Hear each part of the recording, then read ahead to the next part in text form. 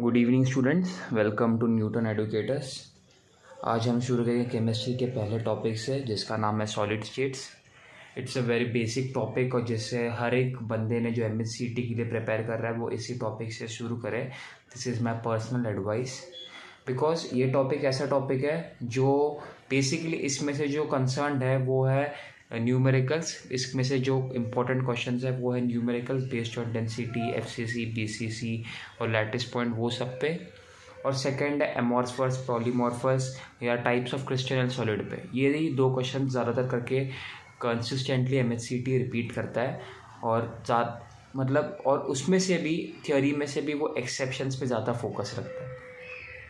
सो आपके 2 मार्क्स अगर इससे बन रहे हैं, मतलब 2 क्वेश्चन, क्योंकि 1 मार्क का 1 क्वेश्चन होता है एमएससीटी में, तो अगर 2 मार्क्स इसी क्वेश्चन से बस ये ही 2-3 चीज़ें पढ़ने से बन रहे हैं, so why not you should give a try. कभी कभी तो इस पे 3 टॉपिक्स भी 3 क्वेश्चंस भी बनाए दिए जाते हैं, पर mostly what I have seen through my previous year experience, मतलब प्रीवियस ईयर पेपर से 2 क्वेश्चन ज़्यादातर ऑन एन एवरेज बनते ही है। So without wasting any time, I think we should move towards our topic, solid states. So solid states में बढ़ने से पहले उसकी कुछ बेसिक्स जाननी चाहिए। अभी सॉलिड स्टेट्स जब हम बात करते हैं तो फर्स्ट थिंग हमारे दिमाग में आता है वो है मैटर। कुछ ऐसी चीज़ जिसे बता भी नहीं होगा वो इससे इस चैप्टर को मैटर से पहले लिंक करेगा। तो मैटर क्या है? A thing which occupy space is called as matter. So matter के डिस्क्रिप्शंस क्या है? मैटर 3 टाइप में डिवाइड होता है। फर्स्ट टाइप है सॉलिड, सेकंड लिक्विड और थर्ड गैस। अब इनकी बेसिकली बात की जाए तो इनमें डिफरेंस क्या है? सॉलिड में सबसे ज़्यादा स्ट्रॉन्ग इंटरमॉलिकुलर फोर्सेस है, लिक्विड में सबसे कम इंटरमॉलिकुलर फोर्सेस और गैसेस में लीस्ट या मतलब ना के बराबर इंटरमॉलिकुलर फोर्सेस है। लिक्विड और गैस की हम ज़्यादा बात ही नहीं करेंगे because we are dealing with solid. So liquid और गैस के लिए वीक इंटरमॉलिकुलर फोर्सेस और लीस्ट इंटरमॉलिकुलर फोर्सेस, यही आपके लिए बस हो गया as a introduction part. So हम अगर सॉलिड की बात करें तो सॉलिड भी 2 चीज़ों में डिवाइड होता है। फर्स्ट है क्रिस्टलाइन, दूसरा है एमॉर्फस। अब क्रिस्टलाइन का और एमॉर्फस का है क्या? क्रिस्टलाइन और एमॉर्फस होते क्या है? सो क्रिस्टलाइन अगर बात की जाए तो वो एक रेगुलर शेप है, ठीक है। वो रेगुलर स्ट्रक्चर है, उसके अंदर जो स्ट्रक्चर है ना वो पर्टिकुलरली फिक्स्ड शेप का है। तो अगर मैं इसको डिस्क्राइब करना चाहूँ, अगर मैं डायग्राम में मैं दिखाना चाहूँ इसको,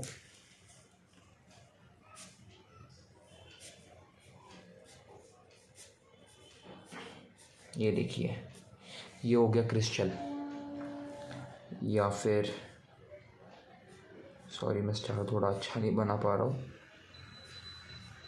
ये कोई शेप है स्टार का, एक्चुअली मेरे को ही देख के ऐसा लग रहा है, पर स्टार अगर ये ऐसा कुछ स्ट्रक्चर है तो रेगुलर, हर साइड से उसकी एज लेंथ और लेंथ ब्रेथ सब रेगुलर है, तो उसको बोलते हैं क्रिस्टल।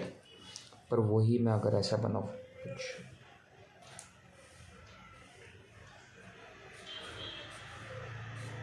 ऐसा, इसको एमॉर्फस कहेंगे, इरेगुलर शेप में, ठीक है। ये ऐसा एमॉर्फस नहीं होता, इसमें एटम्स में ऐसा कोई स्ट्रक्चर आपको देखा नहीं जाएगा, बस मैं बोल रहा हूँ दिखाने के लिए, इरेगुलरिटी दिखाने के लिए मैं ये आपको एग्जांपल दे रहा हूँ। ये हो गया एमॉर्फस और ये हो गया क्रिस्टलाइन, ठीक है। बेसिकली ये प्रिसाइसली ये, ठीक है, इस पर फोकस मत कीजिए।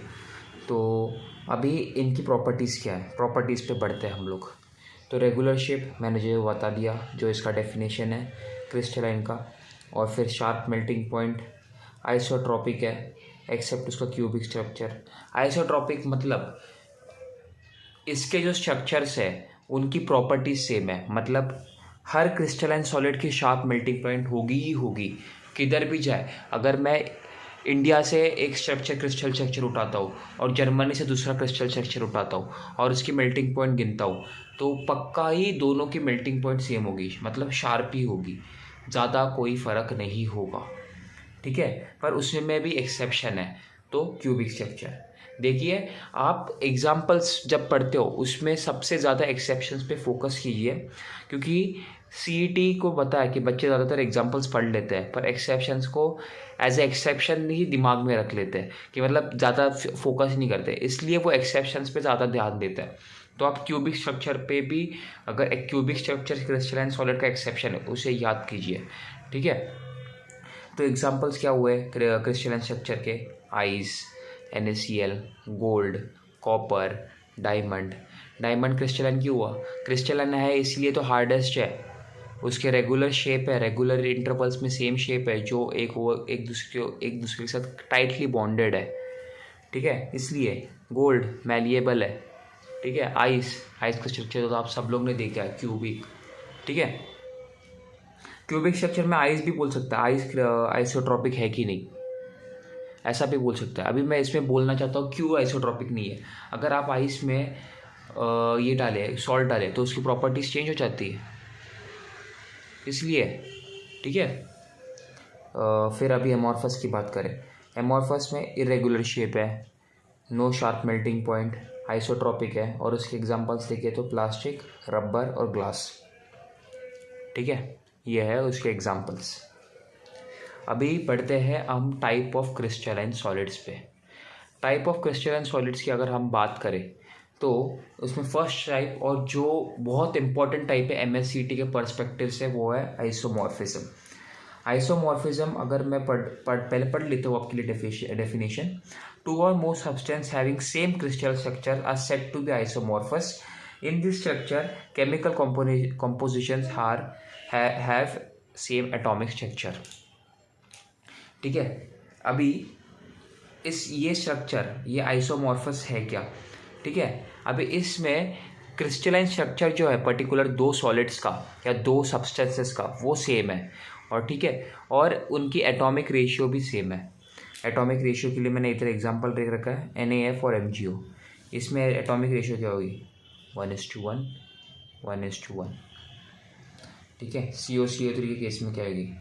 1:3, और NaNO3 के 1:3।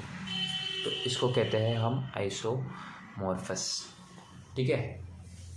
अभी इसमें एक एक्सेप्शन है जो इम्पोर्टेंट है मेरे हिसाब से, जिस पे क्वेश्चन भी आया हुआ है, आगे देखेंगे हम लोग। NaCl एंड KCl, ये एक एक्सेप्शन है इसका, क्योंकि इसकी जब स्टडी की गई इन डेप्थ, साइंटिस्ट लोगों ने इसकी जब स्टडी की तो इन्होंने देखा कि एटॉमिक रेशियो तो सेम है, बट ये क्रिस्टल स्ट्रक्चर सेम नहीं दिखा रहे दोनों, इनकी इन डेप्थ जब स्टडी हुई तब। तो इसलिए थोड़ी थियोरी और रिसर्चर्स के बाद इसको एक एक्सेप्शन में डाल दिया गया है, ठीक है। तो ये एक्सेप्शन पड़ी है। देखिए अभी हम इसके बाद में आपको बताता हूँ करना क्या है केमिस्ट्री के हिसाब से। अभी पॉलीमॉर्फिज्म, ठीक है। पॉलीमॉर्फिज्म मतलब क्या? टू और मोर फॉर्म्स और crystalline structures of single substance is said to be polymorphous, ठीक है। अगर दो और उससे ज़्यादा, एक मतलब अगर दो या उससे ज़्यादा एक ही स्ट्रक्चर अपने फॉर्म बना रहा है तो उसको हम पॉलीमॉर्फस कहते हैं, ठीक है। जैसे एलोट्रॉप्स होते हैं, एलोट्रॉप्स ही पॉलीमॉर्फस का फॉर्म है, ठीक है, अनदर फॉर्म है, ठीक है। एलोट्रॉप्स का मतलब ये पॉलीमॉर्फिज्म है, ठीक है। और उसके लिए अगर एग्जांपल दे दूं मैं तो calcite and aragonite sorry calcite and aragonite are forms of CaCO3, ठीक है। फिर alpha quartz, beta quartz and cristobalite are forms of silica. Diamond, graphite and fullerenes are form of carbon, ठीक है। ये जो मैंने एग्जांपल्स दिए ना, प्लीज़ इसे याद रखिए, ये MSCT में भी कई बार पूछे गए हैं, ठीक है। प्लीज़ इसको याद रखिए किसके फॉर्म्स हैं, ठीक है। So this is what the examples were of polymorphous. अभी आगे बढ़ने से पहले मैं आपको इलेक्ट्रॉनिक कॉन्फ़िगरेशन कैसे करते हैं, मतलब उसको याद रखने की ट्रिक बताता हूँ। देखिए पहले 1 2 3 4 5 6 7 8, पहले 8 तक लिख लीजिए।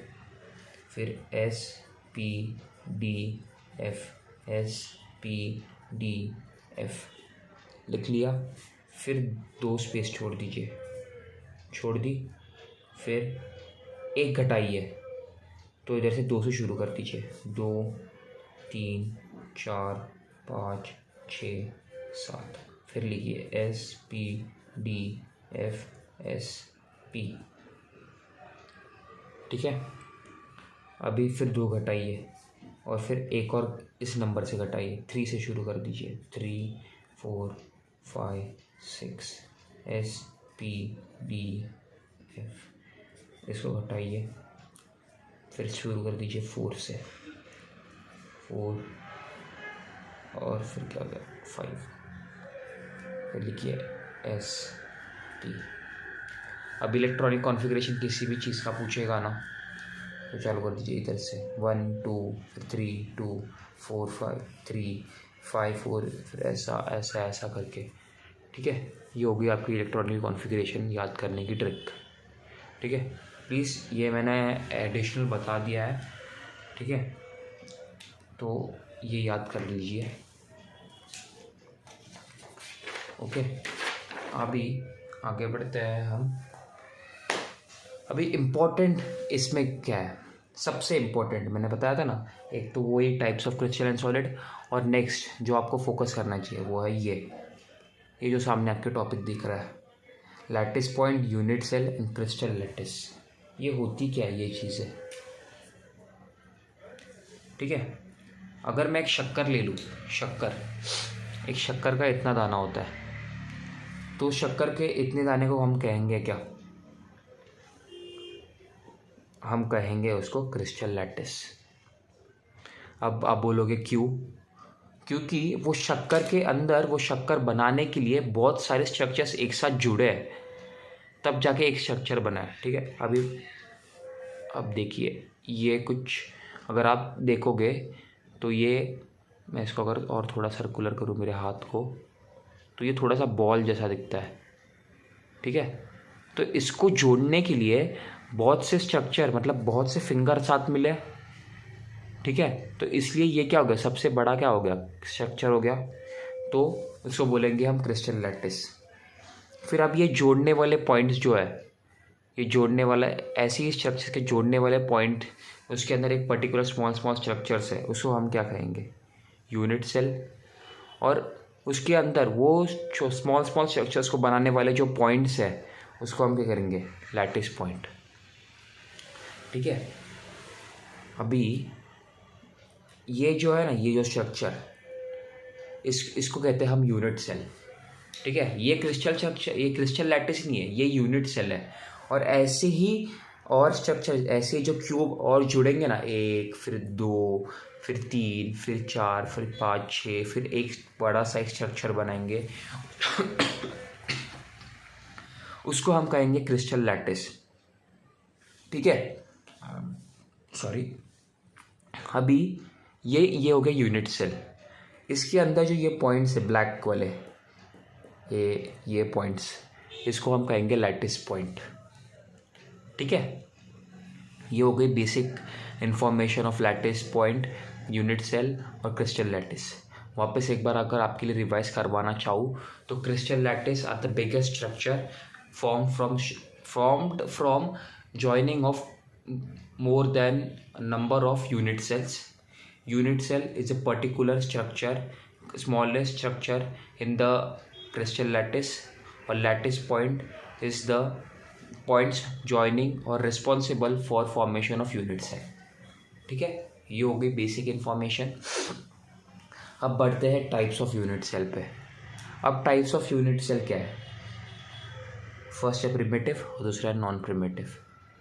ठीक है, प्रिमिटिव की बात करें तो बहुत सिंपल है याद रखने के लिए भी। प्रिमिटिव होता है लैटिस पॉइंट, इसमें होते हैं 8, जैसे कि इसमें 1 2 3 4 5 6 7 8, ये हो गया प्रिमिटिव। ठीक है, और इसके अंदर एक ही टाइप आता है, वो होता है सिंपल क्यूबिक सेल, SCC। ठीक है, और उसके अंदर उसके जो पॉइंट्स होते हैं वो कितने, लैटिस पॉइंट कितने होते हैं, 8। ठीक है, इसके अंदर लैटिस पॉइंट 8 होता है, इसके अलावा कुछ याद नहीं रखना है SCC के लिए। ठीक है, अब पढ़ने जैसी जो बात है वो है, मतलब याद रखने जैसी, वो है नॉन प्रिमिटिव। अब नॉन प्रिमिटिव अगर हम देखें तो इसमें लैटिस पॉइंट कितने होते हैं? 8, 8 से ज़्यादा, ठीक है। और इसमें जो आते हैं 2 टाइप आते हैं, BCC और FCC। BCC मतलब बॉडी सेंटर सेल, ठीक है, क्यूबिक सेल, और FCC मतलब फेस सेंटर्ड क्यूबिक सेल, ठीक है। बॉडी सेंटर्ड में होता क्या है, अभी BCC है ना, उसमें 8 पॉइंट तो हो गए, और ठीक है, और 1 पॉइंट है ना सेंटर में होगा,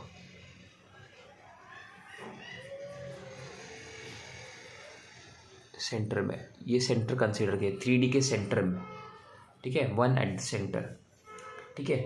और FCC में क्या होता है, 8 पॉइंट होते हैं और 1 at centre of each phase होता है। मतलब ये एक फेज हो गया, ये 2 फेज, ये 3 फेज, ये 5वां फेज, और ये नीचे वाला 6ठा फेज, और ऊपर वाला 6 फेज होता है क्यूब के, ठीक है। तो उसके हर एक फेज पे एक एक लैटिस पॉइंट होगा, ठीक है। मतलब ऐसा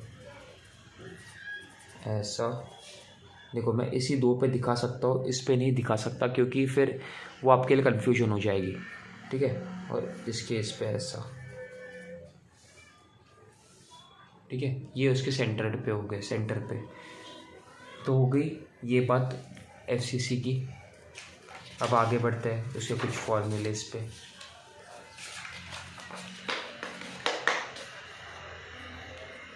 अब इसमें जो फॉर्मूला है उसको देखने से पहले हम नंबर ऑफ एटम्स, जो मैंने पीछे आपको टाइप से डिस्क्राइब किए, वो कितने होते हैं वो बताता हूँ। SCC में नंबर ऑफ एटम 1 होता है, BCC में 2 होते हैं, FCC में 4 होते हैं, और HCP में 6 होते हैं, ठीक है। FCC और CCP में नंबर ऑफ एटम सेम होते हैं, ठीक है। FCC और CCP में नंबर ऑफ एटम सेम होता है, ठीक है, मतलब 4 होता है। अभी ये जो नंबर ऑफ एटम्स है, प्लीज़ इसको याद रखिए क्योंकि इसको आप आगे के इक्वेशन डेंसिटी फाइंड करने में आपको मदद करेगा। अब रिलेशन बिटवीन, नेक्स्ट जो ये है पॉइंट है रिलेशन बिटवीन सॉरी, आज थोड़ा गला खराब है।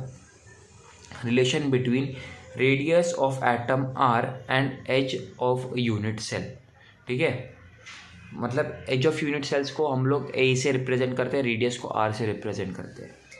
SCC के केस में R is equal to A/2, BCC के केस में √3/4, और FCC के केस में A/2√2, ठीक है। सिंपली आपको ये याद हो गया।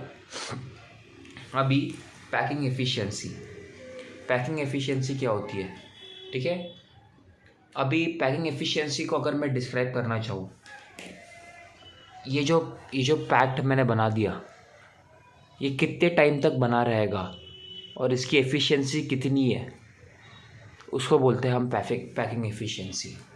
वो बेसिकली वॉल्यूम पे ही डिपेंड करता है पर्टिकुलर स्पीयर के, इसलिए उस हिसाब से उसका फॉर्मूला बना हुआ है। उसकी थियरी पे आपको जाने की ज़रूरत नहीं है, बट एज एडिशनल इन्फॉर्मेशन मैं आपको ये बात बता रहा हूँ, ठीक है। उसकी थियरी आपको कोई मायने नहीं रखेगी आपके MSCT में, ठीक है। तो देखिए पैकिंग एफिशिएंसी, अब उसमें क्या है, volume of sphere in unit cell upon total volume of unit cell, आगे यूनिट सेल भी लिख देता हूँ आपके लिए, total volume of unit cell into 100, ठीक है। अभी SCC के लिए पैकिंग एफिशिएंसी क्या होती है, 52.4%, BCC के लिए क्या होती है 68%, और HCP एंड CCCP के लिए क्या होती है 74%, ठीक है। अब डेंसिटी में बढ़ते हैं। अब डेंसिटी में देखें तो उसके लिए फॉर्मूला है Z/m/A³ × N0, और उसकी यूनिट क्या होती है g/cm³, ठीक है। अब इस केस में Z क्या है, नंबर ऑफ एटम्स, मतलब ये जो मैंने बताया था आपको क्वेश्चन में प्रोवाइड किया जाएगा कि वो FCC टाइप की लैटिस है कि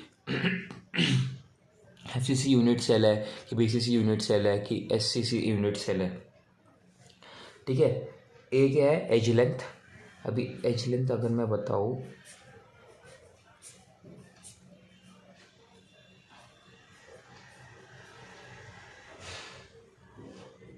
ये जो डिस्टेंस है ना,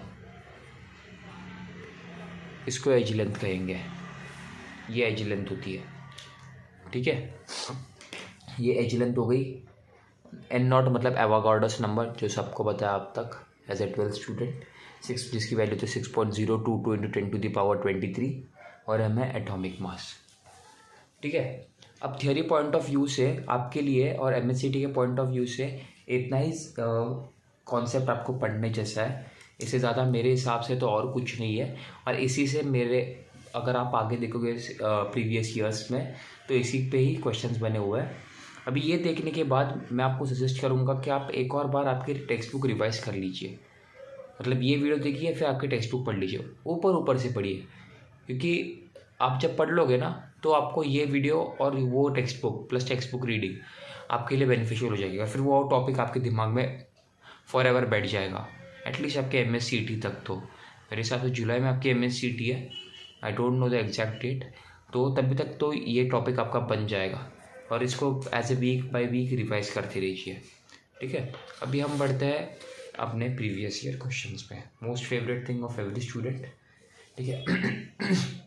प्रीवियस ईयर में क्या आया हुआ है, तो देखिए, a metal has a FCC lattice, edge length of a unit cell is 404 picometres, और इसकी डेंसिटी है 2.72 ग्राम पर सेंटीमीटर क्यूब। तो पूछा है मोलार मास क्या है। यह क्वेश्चन MHCT 2013 में आया हुआ है। तो हम सॉल्व करते हैं उससे। तो हमें गिवन इन्फॉर्मेशन क्या है, ए दिया है 404 पिकोमीटर, जिसको हमें सेंटीमीटर में कन्वर्ट करना है। तो 404 इंटू 10⁻⁻8 उसकी कन्वर्जन होगी सेंटीमीटर में, ठीक है।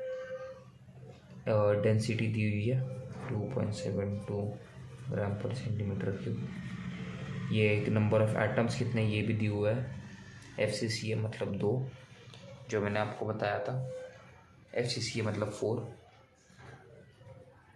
जो मैंने आपको बताया था। BCC के लिए 2 होता है, FCC मतलब 4, ठीक है।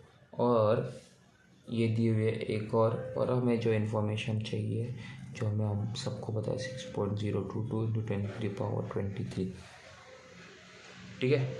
अब फॉर्मूला हमें जो बताया है वो है Z into M upon A³ into N0, ठीक है। अब ये सबको इधर लेके जाइए, तो मोलार मास क्या होगा, N0 अपॉन Z। अभी वैल्यू सब्सटीट्यूट करते जाइए, 2.72 इंटू